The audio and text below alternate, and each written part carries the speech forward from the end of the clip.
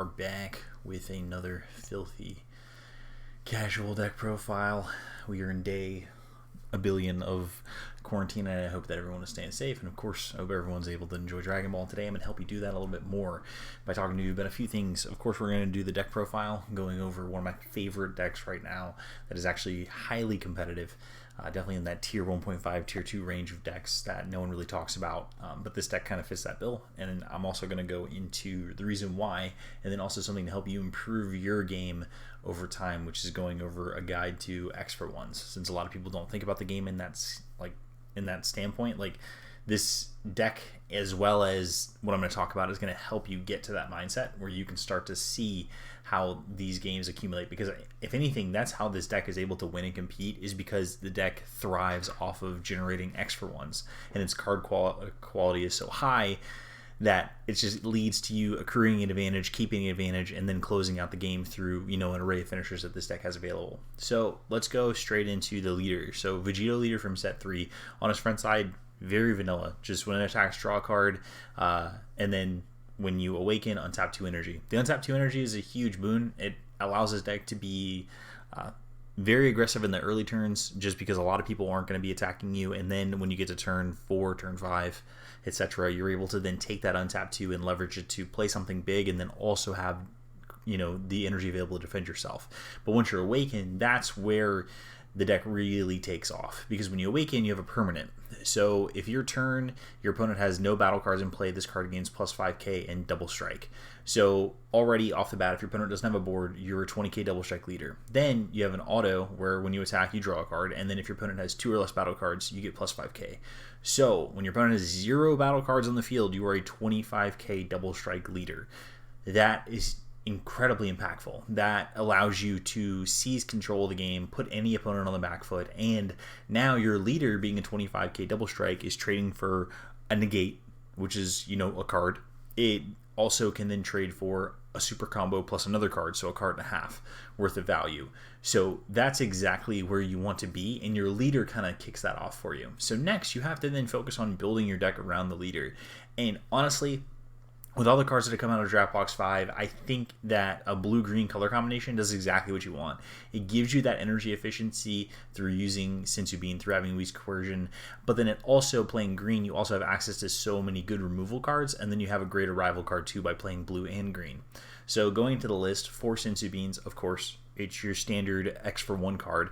If you play this defensively, if your opponent has a bunch of 15Ks, the value of this card is going to scale. So, let's say your opponent has 2 15K attackers on board or 3 15K attackers on board. The first attack, if you use the Sensu Bean to go to 20K, you are now forcing your opponent to a situation where those other attacks are now either going to be negative for them because they have to combo a card, or they're not going to attack at all. So that effectively created a 3 for 1 or a 4 for 1 just by you spending 1 card. So Sensu Bean is just the ultimate defensive card, and then offensively helps you extend your turns, helps you create more value based off of how much you can do on a single turn. So that's why Sensu Bean is such a staple. Next thing is Blazing Technique. This card is only able to be used with Vegito leader, and this card is fantastic. Activate battle, you get plus 15k, and then if it's your turn, you're going to get one of these 2 effects. Choose up to one of your opponent's battle cards, cost 4 or less, or KO it, or choose up to one of your opponent's battle cards, 2 or less, ignoring barrier, and KO it. So the 2 or less ignoring barrier, that can come in handy sometimes, like we're playing against Jiren and you have to kill their Kunchi to start killing their board. Being able to use that effect is really good, but honestly, the 4 or less is where you're at. Being able to kill something like a Raider's Warcry or a threat that Surge Cube might have relatively easily just gives you so much value. And on your awakening turn, Blazing Technique is very powerful, or even if you're just leaders awakened. But let's say you need to find a way to spend your energy. You play a tap land on purpose, you then swing, play a Blazing Technique, awaken your leader, untap 2, and then right then your leader is a 35k double striker. So it's going to be trading for 2 super combos and a card, or even more cards. So again, you're creating that X for 1 value, and you're killing something. So that's why Blazing Technique is so good. For our negates, we're doing a 2-2 split on negates. We're doing 2 Shocking Death Ball. Reason why is because cards like Chapil, cards like Ro are around, and we want to have another out to those, those really messed up 2-drops, that exist in the game right now. So Shocking Death Ball is still a great card, and it's a Sparking negate. And then we have 2's Coercion, just a negate that allows us to extend our defensive turn because it untaps an energy. You could change this to just 4's Coercions, but I like just doing the 2/2 split because I like the versatility in my cards. As you can tell, there's a lot of different cards in this list, so you'll see that I like to have, sometimes like sort of toolbox. And then we have 2 Hidden Potential. It's just a counter. Costs a blue and a green. It counters anything that's 4 or less, and then you get to untap one of your blue or green energy. Card is just amazing. You getting to counter something, getting the energy back, it gives you just huge value. And then anytime your opponent's trying to play something that's trying to threaten you, you just having the ability to counter it before it comes down, before it gets any effects, is just very strong. And then, of course, what I like about Hidden Potential is the way it can combo with some of your other counter cards. Because if you Hidden Potential, you then can unlock a Vegito the Cruel. You then can unlock a Hit Deadly Vanguard and keep extending your defensive turn to where your opponent doesn't really get to play anything. And then that plays into your leader generating the X for 1, or Hidden Potential being an X for 1 because it gets rid of the effect that was going to happen as well as the attack. So Hidden Potential, fantastic card. Super combos, we're doing a 2/2 split. Doing 2 Bionic Blitz, 2 Defending Father Paragus. And I know that you could, in theory, just go 4 Bionic Blitz, but there's a reason why. There's a method to the madness, of course. So Bionic Blitz is great. It's an easy way to unlock our Arrival card. It's a really great utility card to make your opponent bottom deck a card. It's a solid 1-for-1, and then stopping the attack makes it a 2-for-1, so it's great there. But the reason why I'm playing 2 Defending Father Paragus is because the draw 2 is very important, because since your leader in the early game and in general doesn't draw a ton of cards, you don't see a lot of your deck, you want that super combo to help you dig to the next threat or dig to the next answer. So that's why we're playing a 2/2 split, because 1, of course, is just very good, creates that 2-for-1, that 3-for-1, but Defending Father Paragus is that card that helps you kind of find that gas towards the mid to later parts of the game. For Awakening, we're playing a 2/2 split of Awakening Talent Pan and Newfound Power Son Gohan. Son Gohan is great across the course of the game. Having a cheap critical attacker is just always going to be beneficial for you. And then it's just a source of Awakening. But Awakening Talent Pan is the major Awakening card, and you don't need to see too many copies of it. Once you have 1, usually you're good to go. So we only play 2 Awakening Talent Pan because of that. So we have a 2/2 split. Additionally, we want to play the extra blue cards, so we have the ability to combo 4 Arrival with, we don't have a Bionic Blitz in hand. In Awakening Talent Pan, since it returns to hand, it gives you that versatility. Then, of course, we're playing our 4 check lands, Android 17, Protector of Wildlife. And then our Arrival card is Son Goku and Son Gohan, Sands of Earth. So this card is a very good card, as you know. Being able to take a 5 or less, put it in your opponent's energy, and then make them discard a card. Being a 2-for-1 on its own face is very strong. But a lot of times you're going to be spending a card to do it or 2 cards to do it, so it becomes a 2-for-2 situation. So I'm going to be trading my combo card plus this 25k body on the board. So it's like I'm paying 1.5 cards technically because I'm getting something, and then my opponent is going to have to then lose 2 cards. So they're going to bottom deck a card if I Bionic Blitz, and then discard a card because of Son Goku and Son Gohan, Sands of Earth, and then I get to effectively KO something.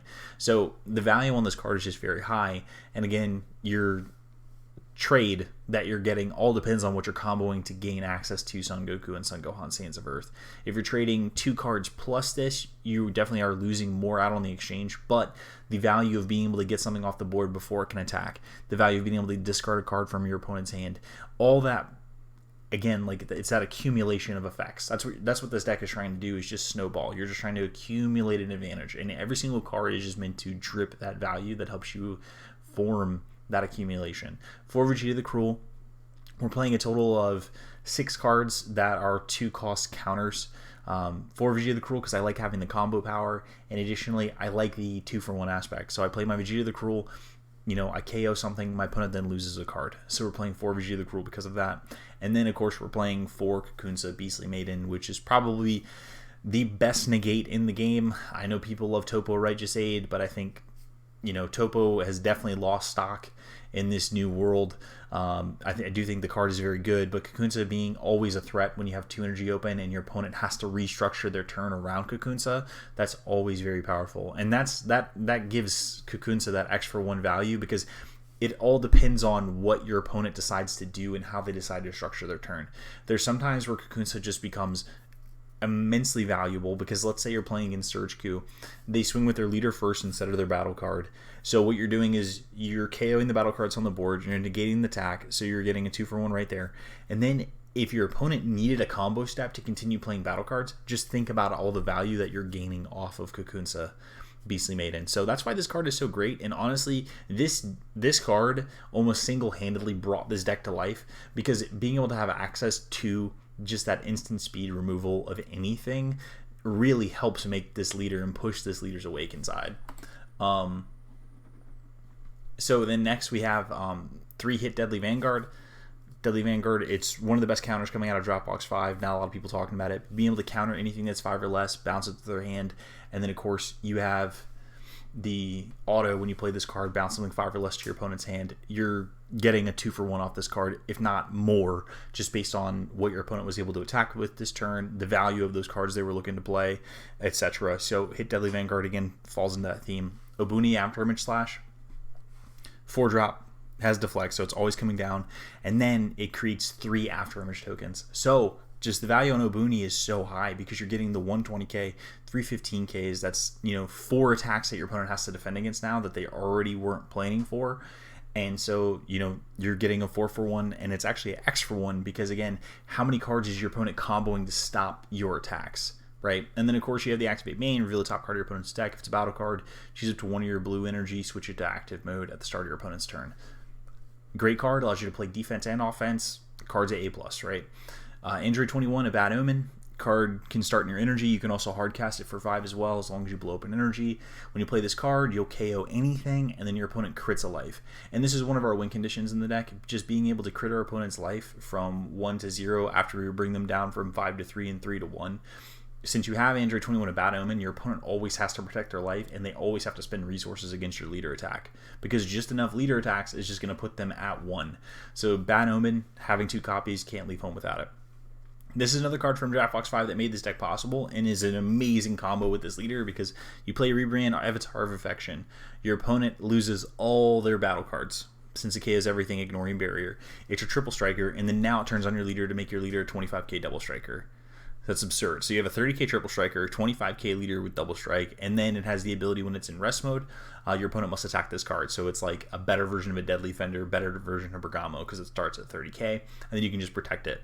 Then we have 2 Ultra Instinct Sign Son Goku. This will evolve off of your 5-drop Son Goku and Son Gohan Sands of Earth.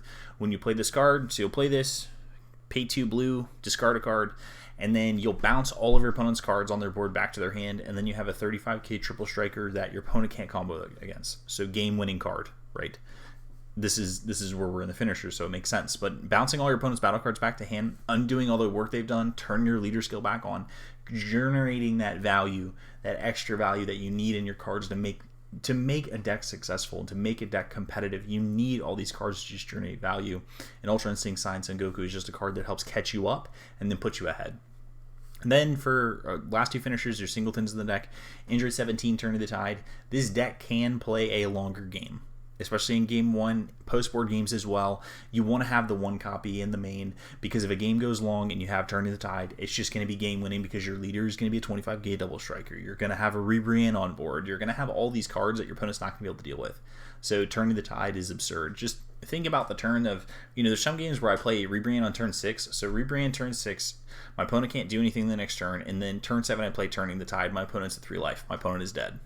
Like, straightforward, simple. And then, of course, we're playing the Secret Rare SS4 Vegito Peak of Perfection, Peak of Permanent Power. The card is just, again, high value. So for 5 energy, 3 blue, 2 green, arrival into play, and then it gets triple attack, double strike, and critical, or you can use it to ramp you. We're always using this card offensively.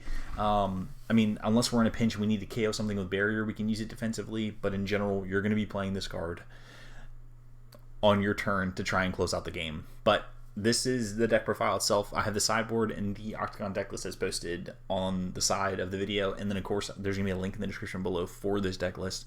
And like I said, this was not only talking about the deck, but talking about picking cards that allow you to accrue value across the course of the game, or picking cards that are giving you these multiple bonuses is gonna be how you start taking stuff that's less competitive and making it competitive. Anytime you're think about DBS as trading cards back and forth with the opponent, and you want to make sure you're winning the exchanges.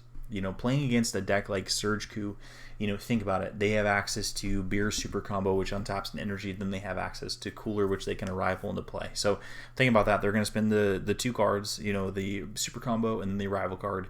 They're going to stop your attack. They're going to get a 20k double striker on board. And then now they're pressuring you with something that you can't necessarily defend with, more than, or with, one card or less. You have to spend more resources to do it. Think about Raider's Warcry, how that works. Like, you have to start thinking in a way where you're designing your decks to start giving you these additional bonuses with every card that you play. Looking for the 2-for-1 or looking for the X for 1 and getting the most value out of your cards is, the first step to anybody being a hyper competitive player. Being able to look at your opponent's board, see what they have access to, and then being able to think about how you can derail something or how you can stop something. Realizing that one deck is focused on the combo steps. So if you can take out how many combo steps they get, limit that, you're limiting the overall power level of them. And that, again, is you creating that X for 1. I've been harping on Zamasu Super Combo into Bojack for a long time. Major reason why is Zamasu Super Combo taps something down. You play a Bojack in a play that taps something down. So you're spending those resources, but you're stopping those attacks, and then now you're reversing the pressure on the opponent. So you have to start looking at the game as this, everything is value-based right now. You can't play this, you can play the hyper-aggressive game where you don't care about card value, you're just trying to compress the game in the first 2 to 3 turns. You can play that, but if you're looking to play at the highest competitive level, you have to look at the game on turn 4, turn 5, turn 6, and these long slogs that is all about trading these resources back and forth and not losing the resource exchanges. If you can keep yourself ahead, through these exchanges and get yourself these extra ones and find them and force your opponent into situations where, they have to play into it, or you play around your opponent's extra ones to stop them from getting value, like, that's how you're going to be able to win. I mean, I played this deck yesterday in a tournament in the PPG Weekly. I could only play 3 rounds because I had to leave because hang out with my girlfriend, right? But so I went 2-1. I played against Cooler round 1. Lost to Surge, won against Cooler round 1, lost to Surge Coup round 2, then played Surge Coup round 3, won against Surge Coup round 3. So I lost to Surge Coup round 2, pivotal moment. I play a Rebrian on turn 5, swing, triple strike damage, they take it. I have my leader swing available. I haven't swung with my leader yet. The only other card I have on the board is Rebrian. And my option is to swing with my 25k double strike leader draw card, or pass and not give them the opportunity to do something that's backbreaking. They have 1 energy available. So I was greedy. I swung with my leader. I know, counterintuitive, but I swung with my leader and I gave them the opportunity to get that X for 1 because they were, they beamed, they Beer Super Combo, they played a Cooler, and they played a Beers to kill my Rebrian. So they generated 2 bodies on the board, stopped my attack, and now I'm behind, incredibly behind, whereas I was ahead if I just passed and forced them to deal with it on their turn. That's just an example. But slowing down and reading these situations and reading the cards your opponent has available to them and thinking about, okay, well, how many copies of this threat do they have? And then if I can get that threat off the board, and I can do it in a fashion that's, less energy, more efficient for me, and now I can count the amount of threats they have left and then play around those effectively and then generate those 2-for-1s whenever they do play them, or making sure my opponent's not 2-for-1ing me whenever they attack me or whenever they, play a card. That's how you're going to advance your own game. So look for those situations, look for the chance to be able to 2-for-1 somebody. And that's the challenge to everybody, to get better. And honestly, it helps you enjoy the game when you start looking at it at that granular of a level, that turn by turn, card by card basis, seeing what someone's playing, taking a look at their discard pile to see what they've discarded with their Surge Coup leader effect, thinking about what they can do with the energy they have available. You're playing against somebody, they have, 2 blue and a yellow up all the time. It's like they are constantly holding up Frost Deadly Poison. Like you have the read, like they're doing it. So then you have to play your turn in a way that forces them to tap an energy here or there, or tap them too low, and then boom, like now you can play your card. But finding the 2-for-1s, finding the ability to play around things, and then just finding ways to win through this accumulation of advantage is just how you're going to get better moving forward. So anyways, hope you guys are staying safe during this thing. Sorry for the random screen going black due to staying on the screen too long. But hope you guys enjoyed this video. Hopefully you enjoyed this deck profile. Like I said, link will be down in the description below. And thank you for everything. Okay, thanks. Bye!